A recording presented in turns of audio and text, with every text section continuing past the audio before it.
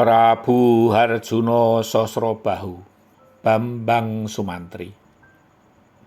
Kawula Magadha tak henti-hentinya membicarakan serunya sayembara tanding. Tua muda, laki perempuan, bahkan anak-anak pun ramai memperbincangkan juga. Di pasar, di gardu ronda, di sawah, dan dimanapun yang diperbincangkan adalah sayembara tanding. Bahkan yang telah kalah dan rombongannya pun tak segera meninggalkan negeri Magadha. Mereka juga ingin mengetahui siapakah jawara yang akan menjadi pemenangnya. Namun nama-nama yang sebelumnya telah mencuat dan sampai babak ini belum terkalahkan, banyak dijagokan akan menjadi pemenang. Nama-nama seperti Prabu Kalinggopati, Prabu Wisobrojo, Prabu Soda, Prabu Darmo Wiseso, Patih Handoko Sumekar, Prabu Condro Ketu, Prabu Pragolo Sekti, Resi Dandang Ireng, dan Raden Tarunojoyo. Namun yang tak terelakkan adalah adanya para petaruh, karena ada bandar yang memiliki modal dan mempunyai jaringan yang luas. Bandar taruhan memegang sebuah nama, sedangkan para petaruh memasang nama yang lain.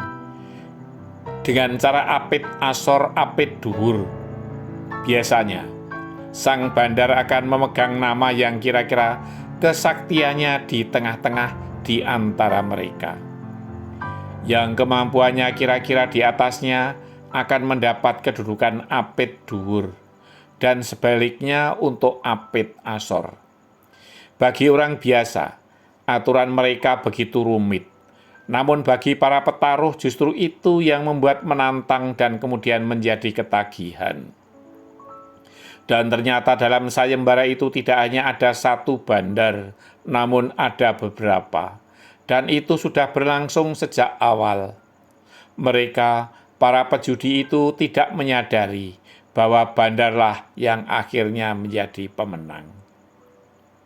Sementara itu di Keraton Magadha, Prabu Citradarmo terkejut ketika ada utusan seorang senopati dari negeri Mahespati. Utusan tersebut menyampaikan kabar bahwa akan ada duta dari negeri Mahespati yang akan mengikuti sayembara. Dan sekarang ia dan rombongannya masih dalam perjalanan. Padahal sayembara telah memasuki babak-babak akhir. Jika diterima tentu akan menjadikan iri bagi para peserta sayembara yang terdahulu. Namun jika keikutsertaannya ditolak, tentu akan terjadi masalah dengan negeri Mahespati yang kuat dan besar itu. Maaf Kisana, utusan dari negeri Mahespati, sayembara telah berlangsung dan kini telah memasuki babak-babak akhir. Jika kami terima, tentu akan membuat iri para peserta sebelumnya, berkata Prabu Citradarmo.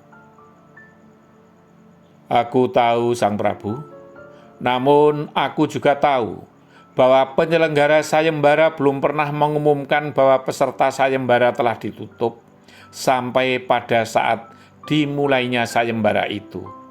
Dengan demikian, sebelum ditetapkan adanya seorang pemenang, itu berarti masih bisa menerima peserta sayembara. Dalih senopati dari negeri Mahespati itu. Ia telah mendapat keterangan dari prajurit sandi yang ia tugaskan di negeri Magadha. Prabu Citradarmo tertegun dengan jawaban dari senopati negeri Mahespati tersebut. Benar juga pikirnya. Prabu Citradarmo dan para penyelenggara sayembara merasa teledor. Mengapa dahulu tidak ditutup para calon peserta sayembara? Namun sesungguhnya Prabu Citradarmo merasa tersanjung jika negeri Mahespati ikut sayembara tersebut, karena siapapun tahu bahwa Prabu Harjuna Sosrobahu adalah Raja Gung Binadara. Apakah Prabu Harjuna Sosrobahu sendiri yang akan terjun ke gelanggang untuk perang tanding dalam sayembara? Bertanya Prabu Citradarmo. Sang Prabu Harjuna Sosarobau akan diwakili oleh seorang senopati agung. Namun, sang putri Dewi Citrawati akan dipersembahkan kepada sang Prabu. Jawab utusan dari negeri Maespati tersebut. Prabu Citradarma menganggap bahwa dalih dari utusan negeri Maespati tersebut tak bisa dibantah. Oleh karenanya, ia tidak bisa menolak susulan peserta sayembara dari negeri Maespati tersebut. Karena dengan menerima duta dari negeri Maespati, juga akan menaikkan pamor sayembara itu. Dan para peserta yang terdahulu juga akan tersanjung jika bisa mengalahkan duta dari negeri Maespati. Siapakah duta yang akan mewakili negeri Maespati tersebut? Jika seorang pendekar yang telah kondang, tentu aku mendengar namanya, bertanya Prabu Citradarma.